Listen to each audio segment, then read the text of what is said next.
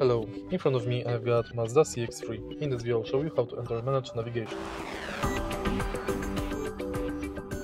In the beginning, take a look at the screen display, and from main menu go to navigation. Right here, if you are connected to Wi-Fi, you can connect to additional functions via Wi-Fi. But let's take a look at the basic functions. Firstly, you can set destination, check navigation info,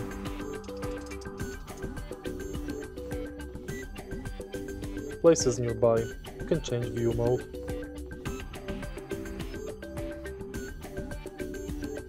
and go to settings. In settings you can manage map settings, guidance settings, warning settings, route settings, traffic settings, and connected settings. In the end, you can hide buttons, zoom map in or out, and navigate via map. If you find this video helpful, please leave like, comment, and subscribe.